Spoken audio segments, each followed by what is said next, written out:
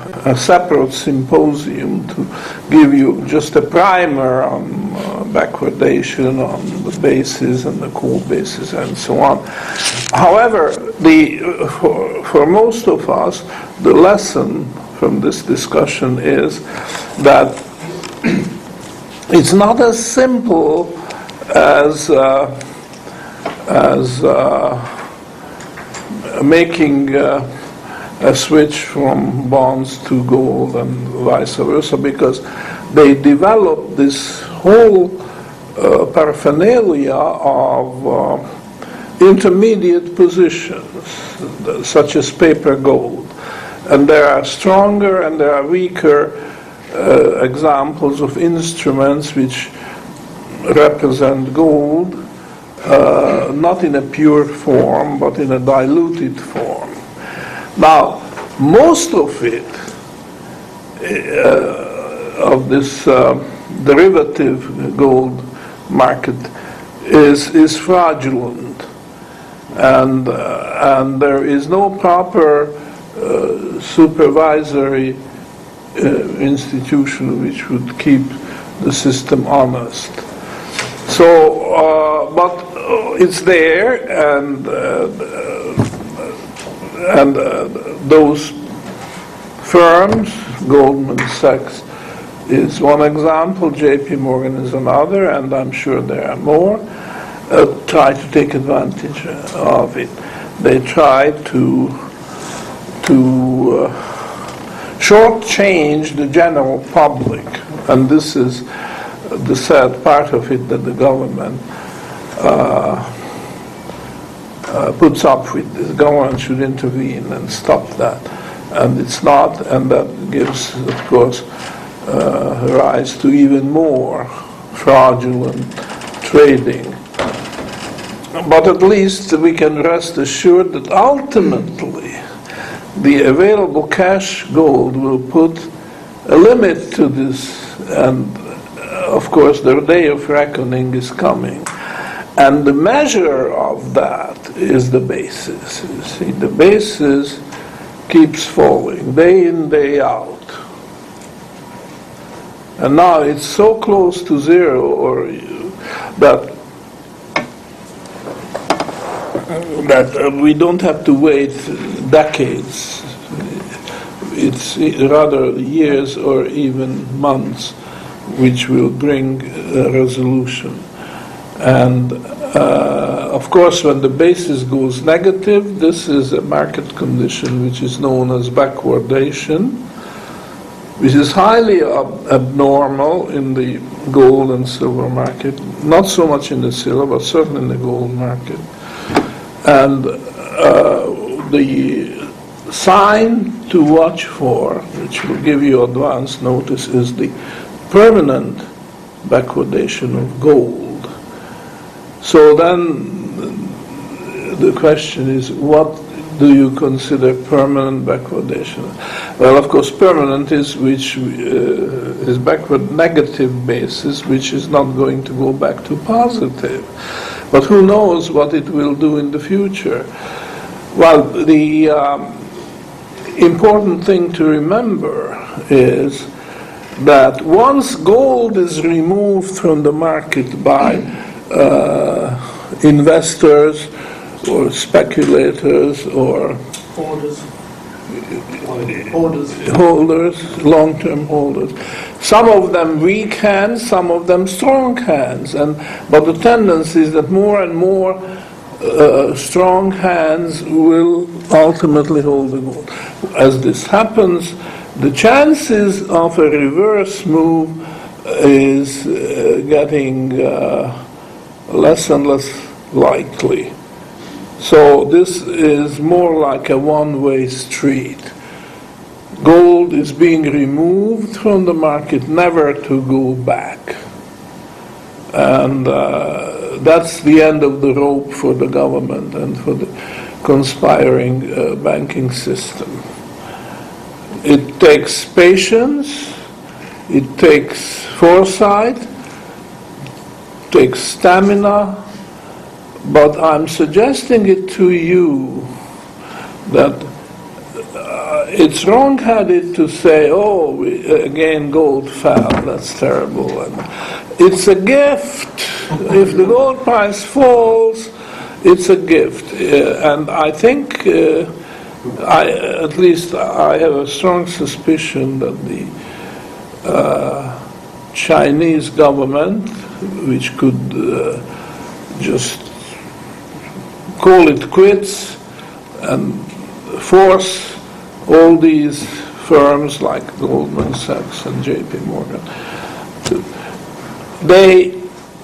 the Chinese government wants to give a chance to the very large proletariat, agricultural and urban Chinese proletariat, who can no longer buy gold, but they can still buy silver. So there could be a lot of Chinese manipulation behind that, which I would call benign, whereas Goldman Sachs simply wants to skin the people alive, and that's far from benign, that's malevolent. But it's a gift if the price of gold or silver falls, because it makes it possible for people of small means to buy an extra silver coin. And it certainly does not help the paper money system to survive, because once it starts collapsing, it will collapse that much faster. So I would add that much to it. I know it's frustrating to listen to technical talk when you don't have the technical background, but the simple message is, as I say, the basis keeps falling, and right now it's a very critical point, falling into negative territory and maybe staying there. We don't know. There is no way to predict that, but it is not something which will reverse itself. That's just out of the question. Yeah. Any more questions? Comments, criticisms? Comments? Louis? Professor, what do you make of the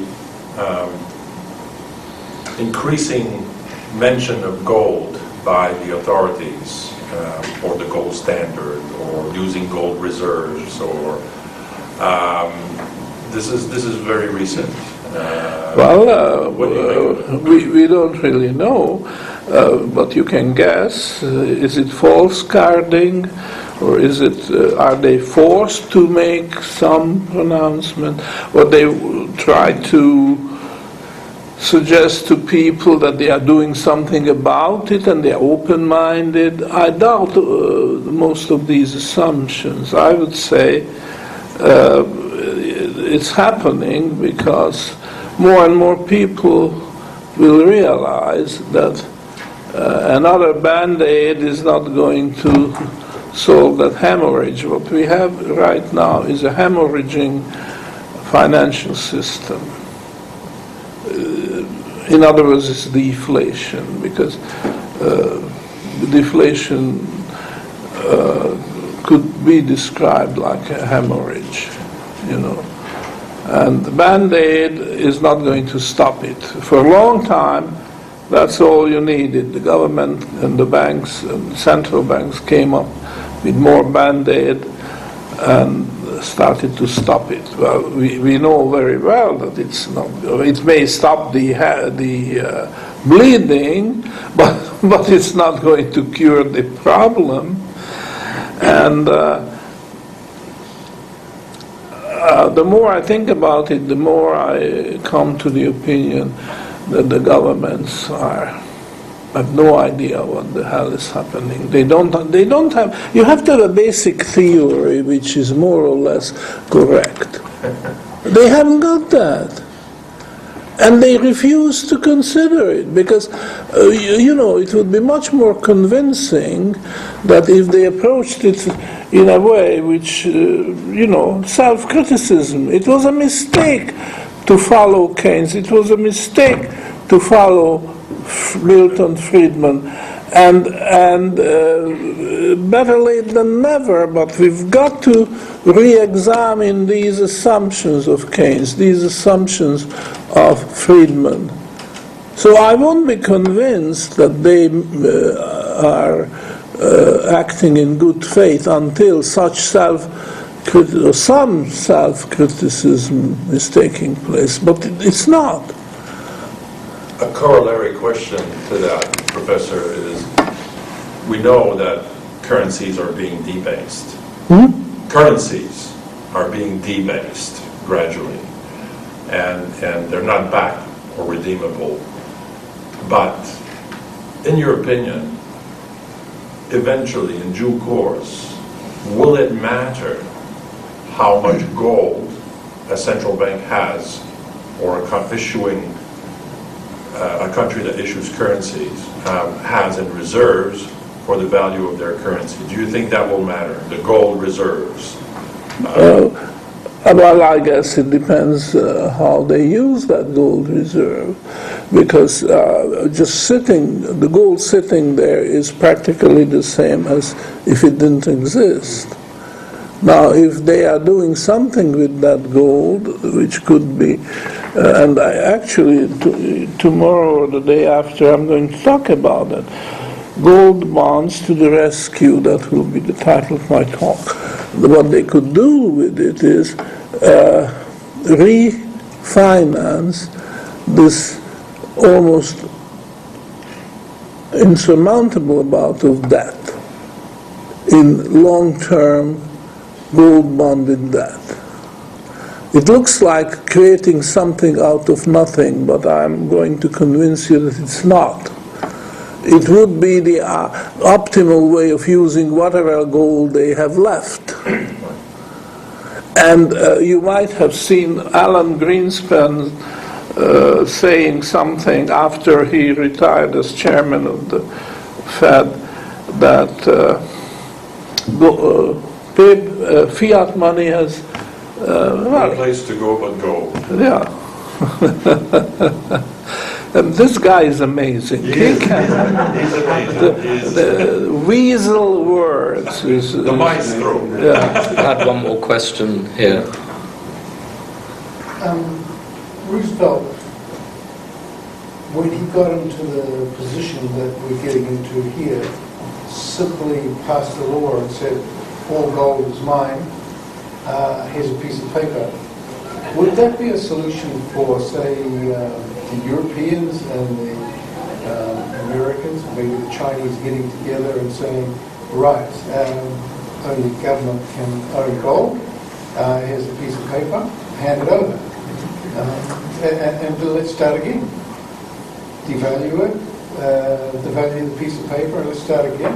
It's worked since for the last 60 years, sort of. So when you hit the wall, you have to do it again. Is that an option? I would say no, but okay. So the question was: is what what Roosevelt did back in the 30s? Would that be a solution for now? Yeah. Well, I can only say I don't think it would be a very peaceful solution if they tried to do that in today. It's not feasible, I think, as well. Because as I said previously, I said this on Monday, you'd be admitting a roll to gold, which they officially don't have. Why would you go around doing that with people's gold if gold has no place in the monetary system? And it's not money. And it's not money. According to the Fed. So there's an argument to say that they won't do that because of that. Now they can do whatever they want, but I just think there might likely be civil war, if not global war, if that action was pursued. At least breakdown in law and order. Yes, yeah, at the very least, sort of a breakdown in law and order. I'd agree with that. Rudy?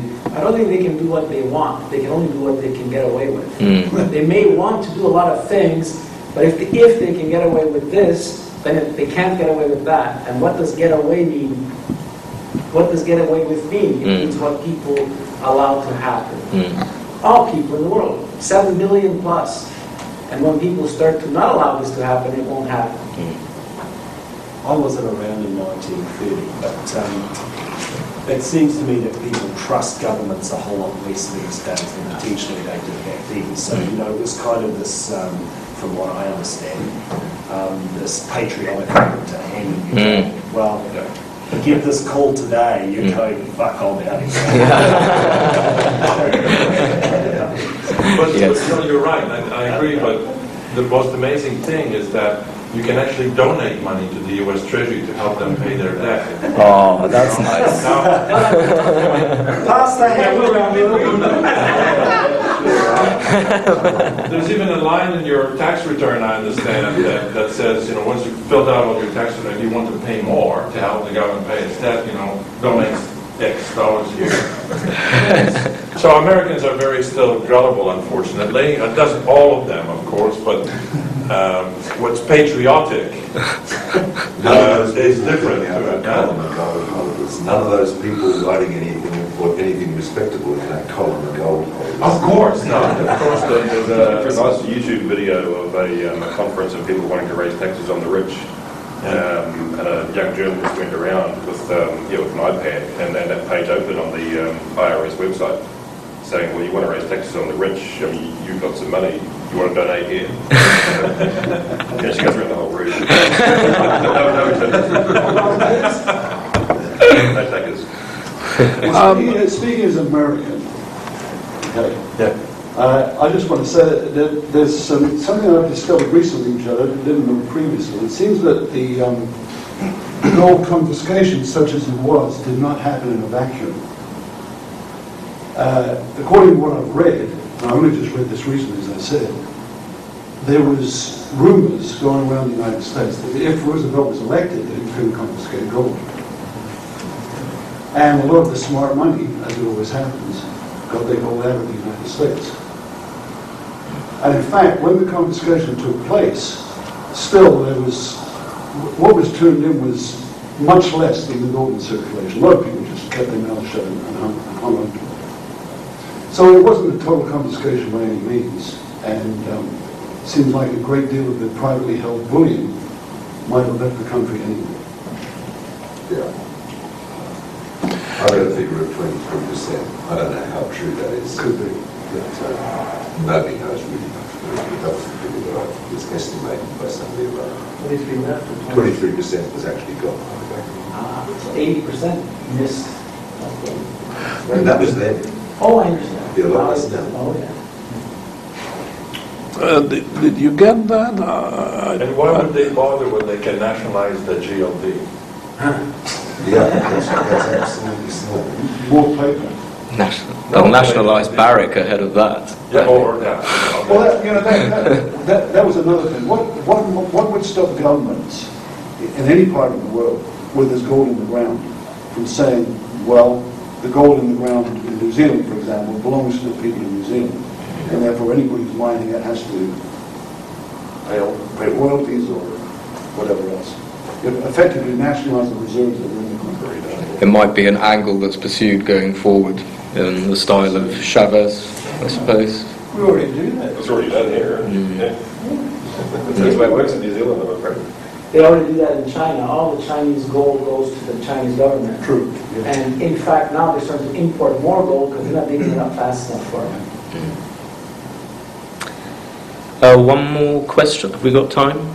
Yeah, last question. Comments? I'd just like to defend Goldman Sachs and JP Morgan here. I mean, it's just as likely to be Deutsche Bank or UBS. So, you know, just because you hear the names of American banks doesn't mean that they're all perpetrators in it. That's no defense. Hmm? Just said that just as bad as Goldman Sachs. I mean, there are more crooks than just those two. There are more crooks, yeah, than just those two. Thank you very much. Thanks very much, Professor. Thank you.